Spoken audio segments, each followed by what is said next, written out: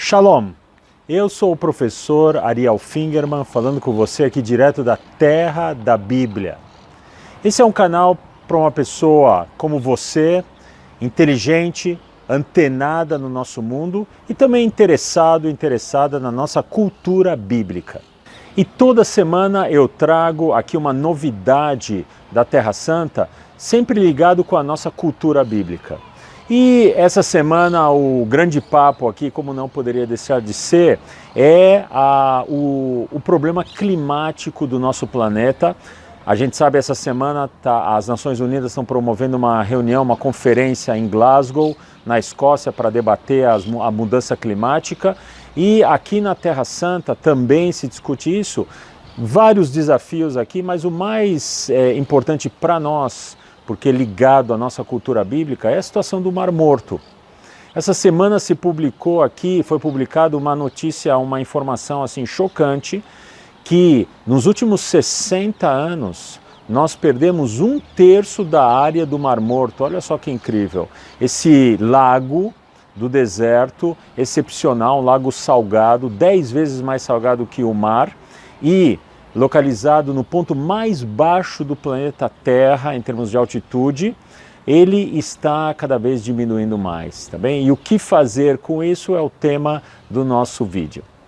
Mas antes de mais nada, eu quero te convidar para fazer parte da nossa comunidade de estudantes da cultura bíblica. Entre na nossa comunidade. No momento que você se inscreve, você recebe um vídeo exclusivo que eu produzi aqui no deserto, com a história da Fortaleza de Massada. Você também passa a receber a minha newsletter com as boas notícias aqui de Israel ligadas à cultura bíblica. E também você fica por dentro dos meus cursos de temas bíblicos ao vivo aqui de Israel, tá bem? Inscreva-se. Qual o futuro, então, do adorável Mar Morto, que ele já perdeu nos últimos 60 anos 1/3 da sua área? Bem, talvez você tenha ouvido falar de um plano, que existe um projeto entre Israel, Jordânia e os palestinos, de se construir um duto gigante, realmente grande, que ele puxaria a água do Mar Vermelho, que fica na fronteira com o Egito, e levaria essa água salgada do mar até o Mar Morto, que são cerca de 200 quilômetros. E no meio do caminho, parte dessa água seria limpa, se tornaria água doce pelo processo de dessalinização, e abasteceria Amã, a capital da Jordânia. Uma boa ideia. O problema é o seguinte: primeiro, caríssimo, tá bem? A gente está falando de alguns bilhões de dólares, tá bem? E uma outra questão é o seguinte: mesmo que esse projeto ele saia do papel, ele iria conseguir levar até o Mar Morto cerca de 200 milhões de metros cúbicos de água. O problema é que o déficit no Mar Morto é de 1 bilhão de metros cúbicos, tá bem? Então, ainda não saiu do papel, e quando sair do papel ainda não vai conseguir todo esse projeto realmente voltar ao Mar Morto que era antes, nos anos 1960. E o que levou a esse estado de coisas tão ruim no Mar Morto? Bem, a água natural que sempre jorrou no Mar Morto é a água do Rio Jordão. O Rio Jordão ele vem lá desde o Mar da Galileia, no norte da Terra Santa, ele vem descendo e ele deságua no Mar Morto. Essa é a fonte natural de água do Mar Morto. O problema é que tanto Israel quanto a Jordânia usam muito da água do Rio Jordão para a agricultura e para abastecer a população.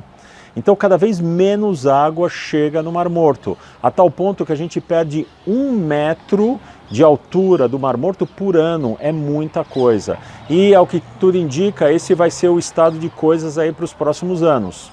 Enquanto isso, se forma na beirada do Mar Morto milhares de piscinas, algumas muito pequenas, outras grandes, que elas são produto o quê? À medida que a água do Mar Morto vai retrocedendo, formam essas piscinas. Também a gente chama piscinas de um nome mais bonito, mas na verdade são um resultado muito triste dessa situação. Algumas pessoas até usam essas piscinas para se banhar, tá bem? Mas não é um espetáculo muito alegre esse. E esses buracos que aparecem aí na beirada do Mar Morto já engoliu um balneário aqui em Israel e também já engoliu partes da estrada aqui que passava aí na beirada do Mar Morto, também é uma coisa assim bem grave.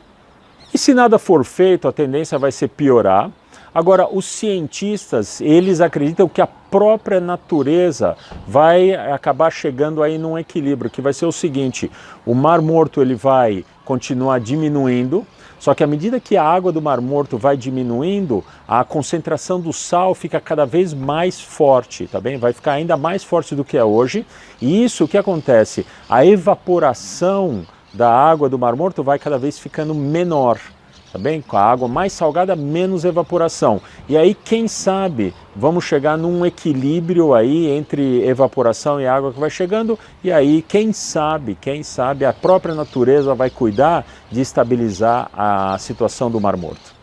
Bem, o lado positivo de toda essa história, se é que a gente pode achar alguma coisa aí, é realmente que a gente pode aprender hebraico, pelo menos isso a gente pode aprender hebraico a partir de toda essa situação. Olha só, Mar Morto. Primeiro, a palavra mar. Essa palavra mar em hebraico é yam. E essa palavra yam é uma palavra super antiga aqui no Oriente Médio, na história do Oriente Médio. Quando Abraão veio aqui para a Terra Santa, chegou aqui na Terra Santa, viviam os povos cananitas aqui. E esses povos eram povos pagãos, politeístas. Eles adoravam vários deuses aqui, e um dos deuses era o deus do mar, e eles chamavam esse deus do mar de Yam. Olha só que interessante, era o nome do deus pagão mar, e acabou incorporando na cultura hebraica também, e em hebraico mar é Yam. Bem, Mar Morto seria Yam Amavet, Mavet em hebraico é morte. Mas é uma expressão muito dura e a Bíblia não usa, olha só que interessante, Mar Morto não é uma expressão bíblica. Como então a Bíblia chama esse lago que, lógico, que era do conhecimento do homem e da mulher bíblicos? O nome desse lago no mundo bíblico é Yam HaMelach. Yam HaMelach. Melach é sal em hebraico. Tá bem? Isso é uma palavra que aparece bastante na Bíblia, aparece também nos Evangelhos, Sermão da Montanha. Jesus chama os seus discípulos de o sal da terra. É Melach Haaretz, o sal da terra. Olha só que legal. E então o lago é o Yam HaMelach, o mar de sal, ou o mar salgado. Tá bem? E agora, olha só que interessante, uma sacada legal que a gente pode fazer. Por que a Bíblia não chamou esse lago de Mar Morto? Olha só que interessante, no começo do século XX vieram cientistas para examinar o Mar Morto, as águas do Mar Morto. Eles viram que realmente não tem peixe algum ali que sobreviva, mas existem seres microscópicos que vivem ali naquelas águas. Tá bem? O mar não está totalmente morto. Então tá certo, ponto para a Bíblia, que chama esse lago de mar salgado e não Mar Morto, porque tem vida sim ali dentro. E esse foi o vídeo da nossa semana sobre o assunto climático, mas sempre ligado à nossa cultura bíblica. Espero que você tenha gostado. Deixe aí o seu comentário, tá bem? E na próxima semana eu volto com mais notícias aqui da Terra da Bíblia, tá bem? Enquanto isso, desejo para você muita saúde, muita paz e a gente se vê no próximo vídeo.